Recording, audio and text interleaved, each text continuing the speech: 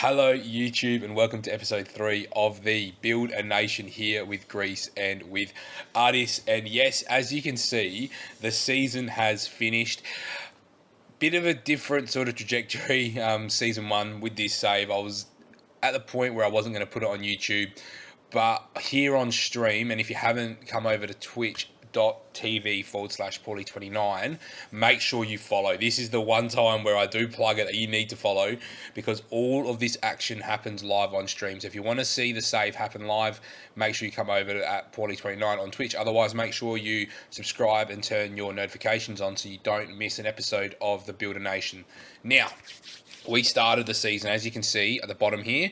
Oh, you actually can't see it because my thing is covering it, but we had a 6 points deduction at the start of the season, and we finished equal second in the league. But with Greece, what happens is the league splits into a championship group. So what ended up happening was Ake really fell off once we split, which is bad for them, but they had some European football that they were playing, and I'll show you that in a minute as well. We also had European football that we were playing, but we managed to really push away and create a bit of a gap here from Bulk, who we actually beat on the last day of the season to get this gap here. So overall, we finished second in the league, which was fantastic. We finished 11 points behind Olympiacos, and if a few different things went our way and we didn't have the points deduction, I think we would have been able to really reel them in. So let's go to the schedule. So this was our schedule from last season. So we started in the 4-3-3 that we created, and we had some really good results here, beating Ake in a friendly. That sort of set us up really well to start off with. Beat Ake, beat Bulk. Only just lost. We lost in the 94th minute here to Olympiacos, which sort of hurt a little bit, but we went on a really good run. But what you can notice is we did struggle a bit in the Conference League, and then we managed to get a 2-1 win against Berlin. We got absolutely slapped up by Copenhagen, and then we got a 4-2 win here against a Slovenian team, which for us was massive because it actually allowed us to get through the qualifying of the group stage. So then we've kicked on into the league. We started to sort of struggle a little bit. We drew here with Panathinaikos as well, but we managed to get through. And then I've gone on an okay run here in a 4-4-2. Welcome along, Slem, in the middle of our recording. So well done, getting a little shout out in the video as well. But as you can see here, we did get a good couple of results in the 4-4-2. But then Damo did show me a system which I've done a review on here on the channel for the tactics tester, and we went into this 4-3-3, and you can see what happened. We just went absolutely mental in this shape. We went and beat Slavia Prague over 2 legs. It was at 5-3 overall. We drew 3 all the way, which was fine. Had no issue with that whatsoever. We then kicked on. We then finally lost a game here in the 4-3-3, but it was okay because we'd already won the first leg 4-1. We could lose 4-3, and it wasn't a problem. We then got SK, who are, not a great team in the the second round of 16, and we sort of got through them quite comfortably in the second leg away from home, which was nice. Then had Tripoli, which was an interesting game here, but then where we really did kick off was we had Feyenoord in the quarterfinal, and we beat them 4-1 at home, and that was massive. We then drew 4-4. Drew 0-0 away first. We then won 4-1 at home. So we set the tie up really nicely. And then we went and had Roma in the semi-final, where we were 2-0 up very early on in this game. 20 minutes in, we were 2-0 up. But, they scored in the 97th minute, and that may have impacted. And they had a real good run here, 59, 65, 69, where they really turned it on. And then we played them again, and you can see there was action here. There's late goals, there's sending offs, and we lost 9-8 on aggregate to Roma over 2 legs in a semi-final in our first year, where we weren't even predicted to get out of the group. So we were seeded 4th in our group, and we managed to. This was the game that literally made me go, nah, this needs to go on YouTube. This save has to go back on YouTube, because I think we're going to do some amazing things. Then after that game, we then lost again, and I was like, oh God, what's happening? We then sort of steadied the ship a little bit, finished second, and then in the Greek Cup final, we got an 84th minute goal that got us back to 4-3, but then we, conceded again. Conceded 2 late goals there, Socrates and Matty Kamara, and that was our season. So we lost the cup final, we lost the semi-final of the Conference League to Roma, and we came second in the league. So for me, that's why it was important to get this save back on. Now, heaps of transfers. You can see this season, look at what I've done. Look how many of these signings are free as well. We've tried our best to try and be frugal. I'm almost not going to go through these in detail, but young, fantastic goalkeeper in Mark Copper. Christos is just a good left winger to have on the bench because he can play either side. Buzuki we had at Panathinaikos. Ivan is pushing for that number one striker spot. Fernando is unbelievable on the right-hand side. You'll see lots of him in this series. Same with Johan. Johan, very, very experienced goalkeeper, will be our number one choice. Then we've got a good centre-back here from Argentina with 17 passing. Does what we need for a ball-playing centre-back. Then we've got a good older right-back there in Emilio. Then we've got a good full-back on the left that's experienced. We've got Rodrigo Gallo, another good right-back option. Then we've got a good left-back option, so you can see where my priorities were. We've got Guti here, who, again, will be another full-back that can play on either side or at centre-back. We've then got Franco, who's a great midfielder with lots of potential there, 4.5 star. Same with Augustin, another good player here, 3-star current ability, 4.5 star potential. You can sort of see what type of players I'm going for. Then we've got Anthony Schmid, who will be that left inside forward with some really good stats off the bench. Then we've got Jan, who's an absolutely fantastic ball-winning midfielder, who's going to come in and do a great job. Same with Schürrle here, who will play that centre mid on attack role. We've got Victor. I think where did I lose? There's Victor, really promising young right back who's injured at the moment. Going to be very, very good. Dayan, very, very good left-sided player, 5-star potential as well. Kamara, 5-star potential centre midfielder, and Nicolo, 5-star potential centre mid. So we've got lots and lots and lots of great players. We've sold a Turbe, who played lots of minutes for us last year. We've sold Garcia. We've sold Dennis, who is our goalkeeper. And then really these other guys that are leaving. Mitroglou leaves a big wage behind, which is very, very nice. But I'm not too concerned about him leaving. So before I leave you guys for now, our best team, let's pick it because it is very good. It doesn't have Hadrovic in it as well. It's definitely going to be our boy Dejan Zukic. But this is pretty well our best team, I think, on paper, without all the guys that have big, big, big potential. So, like Jimmy Jago probably won't play too much here as the ball-winning midfielder. You'll be looking more at Jan, if I can find him quickly. Doesn't really matter if I can't. We'll just go this way. There he is. Jan will probably slot in there. Who I think he's unregistered. It looks like he's unregistered. No, he's not. Oh, no, it's just a glitch, I think. There we go. So that's fine. But we've got plenty of options. And what I'm going to show you guys is I'm pretty confident that we'll get through at least this first tie against, I don't know who this team is. Where are they from? They are from Kazakhstan. So I'm pretty confident we'll get through the Kazakh side. So we'll come back for the next round of qualifying for you guys to see how the team performs. Welcome back, YouTube. We are here ready to go for the group stage draw of the Conference League. As you can see, it's been a very, very nice pre-season and start to the league season. So we were a 6-1 win on aggregate over Ordabasi.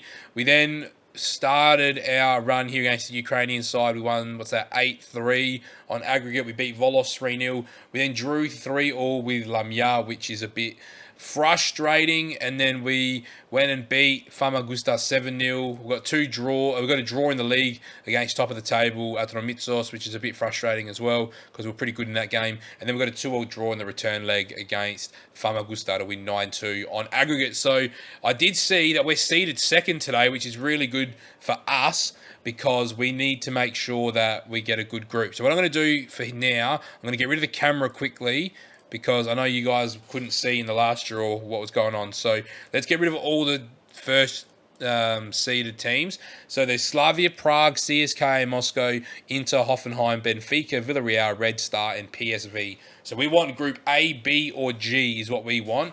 First out at Upper Well that go to Slavia Prague. Group B is Astana from Kazakhstan. This is the one group you don't want. We get Inter Milan. Fantastic. Sharif, go there. Karabag there. Genk there. Maribor there. Leicester go to PSV. Dundalangi from Luxembourg. That would have been cool to go to. Israeli team, Hapoel, go there. Aberdeen. Oh my God, we're getting group of death. Saduva, who are from Lithuania. Limassol, go there. Wolfsberger in Group F, Dynamo Moscow in G, and the Riga go to Group H. And we obviously can't get Panathinaikos, so we can get AGF, Lek, Djurgården IF, Farul Constanta, Dynamo BT. So all these guys kind of suck anyway. Norwegian team go there. Denmark team go there. We get the Georgian Dynamo BT. What a group. We got the group of death here, guys. We get Inter, Aberdeen, and Dynamo. We're going to find a way to get into second spot, ideally, in this group, because Inter are definitely going to run away with it. What I'm going to show you next is our game against Panathinaikos, so sit tight because you're going to see that game right now. Welcome back, YouTube. It is game time. We are here ready to take on Panathinaikos, and we need a result. So for those that do not know, this is the team that I support in Greece. So I'm looking to take points from my favoured Greek side here, but it's okay. We're going Cardinale in net. We've got Ensui at right back, Bravek, Samaris, who we're trying to convert into a centre-back, and Kutris with Ibarra, Kamara, and Sherla with Valenzuela, Schmidi, and Kamara. Do we have... Where's our boy? Not Hadrovic. I think we must be missing somebody to injury here. Zukic is not fit, so we're going to have to wait on Zukic. Let's get into it. We do have the deadline day, which I'm not going to show you guys in this episode. I'm probably just going to look to try and bring in some loans for free, which I'll update you guys on in the next episode, because I don't really know what the direction of the deadline day is really going to go in. So no need to really show you guys that in any hurry. So let's get into this game here, and then the next episode will have probably some European games against that very, very tough group that we've been drawn into. Now, before everything kicks off, I just realised we were speeding up during the last game, so let's bring this all back. And here we go. Kamara finds Leonardo, ball in, can't deal with it. That's a good ball in. Kamara back stick. Oh, that would have been fantastic to start with. Good ball in. Kamara, Sherla. Kamara's put it wide. A minute into the game, that would have been absolutely fantastic for us. So what a start. We've been playing good football. It's not like these league games where we haven't won. We've been the better side in both. We struggled to score last time out against Atromitsos, which was really frustrating because they're an okay side. Like, they won't sit around too long around the top with us. They'll fall apart at some point. But here we go. It's Sherla, ball in, no one home at the inside the 6-yard box, falls back to our left back, Leonardo, with a decent strike there, and that would have been fantastic from the left back, Leonardo Curtris.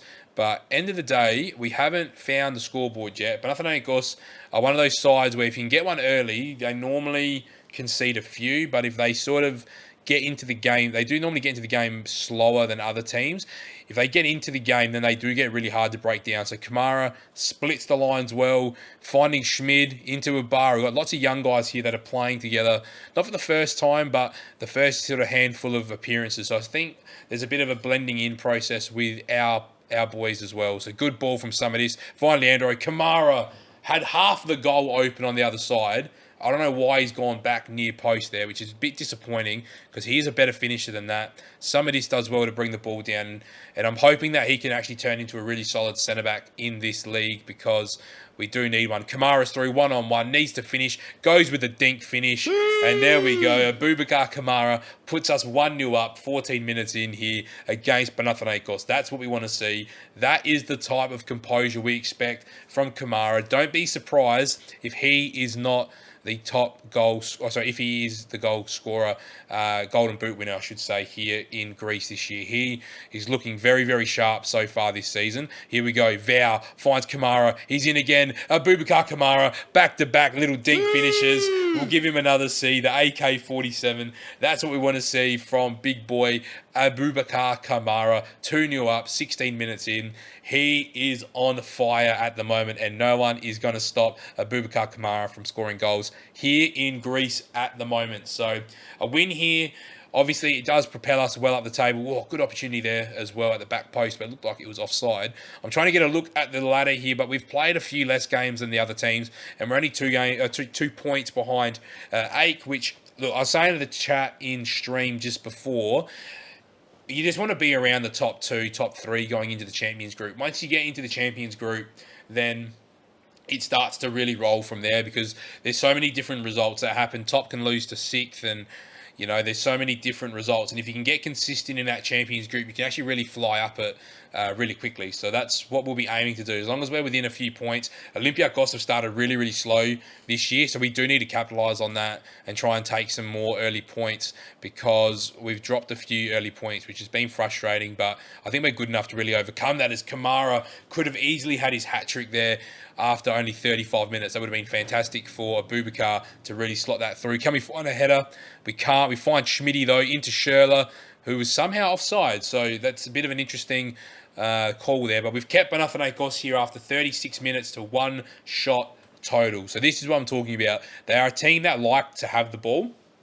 And when they have the ball, they do like to really control possession. So we're doing well to nullify that. And this is not a possession-heavy system that we're playing traditionally. It actually plays better when it's on the counter. So for when we do play teams like Roma last season, and we've got Inter in the group now this season, this shape works because it allows you to sort of go and find goals in those real big games. It doesn't really play like this all the time, where we have 55% of the ball, 15 shots, 9 on target, and absolutely dominate teams like Panathinaikos. But a lot of the signings that we've brought in are working really, really well together, which is fantastic. We're probably short a really quality centre-back, so that's what I'll be targeting more so in the transfer window, and probably another right winger that I feel a bit more confident with. We've got Buzukis out on that right wing, who at times does look solid, but he's not groundbreaking. He's sort of a free signing that I've just brought in to give us a bit of depth more so. I don't really want to use him too much, and I don't even think he's in the squad here today. We've got Hadrovic here, who I'll bring on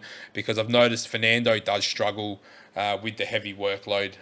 Number one, this tactic does have a real demanding physical element, so we need to try and find wingers that do have high stamina and high natural fitness, because if we don't, then they'll start to really fall apart later in games and in big seasons like this one where we've got the World Cup. What a ball from Hadrovic, and Smitty needs to finish that. Smitty needs to be putting that at least on target, but what a ball from Hadrovic, who I didn't think was going to get much game time for us in this season. But again, if we do need extra bit of qualities, he definitely has it. And he's not, he's quite the same as Vau, where he doesn't have those physical attributes to really start for us. But for a 20-minute cameo here and there, he'll be more than fine. So 20 minutes to play.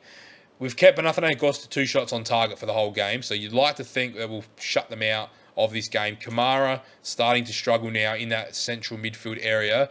We've got Liatzis, who can play that role too. And that's what I'm going to go with, I think. We're going to go with Liatzis, who we did actually bring in to more so be a winger, but sort of wingers that have good physicals and good passing, they normally turn out to be good centre mids on attack in this shape as well. So, look, 2-0 up. Very, very comfortable. I've got my mind on a few loans that we can bring in. There's a few good Greek players that are out and about in Europe now. We've got one young winger that's playing at Real Madrid, who I'm going to really try and bring in, and he's a right winger too. So he'd actually really just slot into our team. We'll play all the games in the league when there's European games on the same week, so we can give Vau those European games because we won't be able to register the young winger. So that's what we'll be looking to do. He's the priority, and then hopefully we can include a future fee in that loan option there as well from Real Madrid. They were pretty keen at the start of the transfer window to get him loaned out, but they wanted me to pay $5,000 of his wages, and for me that's too much. As Panathinaikos go in, they do find a goal here, and are we going to hold on? There's 2.5 minutes to play. Panathinaikos going to find one more highlight and sink us to our 3rd draw in a row in the league, or are we going to hold on? I'm not going to touch anything. I think we're fine. Have we got there? We're over the line. We've managed to get the 2-1 result here. We've absolutely dominated that game. We've deserved a win there. And YouTube, this has been a very, very big episode. I hope you've enjoyed it. If you have, make sure you like, comment, and subscribe. And I'll be back very, very soon for another episode of The Rise of a Nation, Greece. So let's go.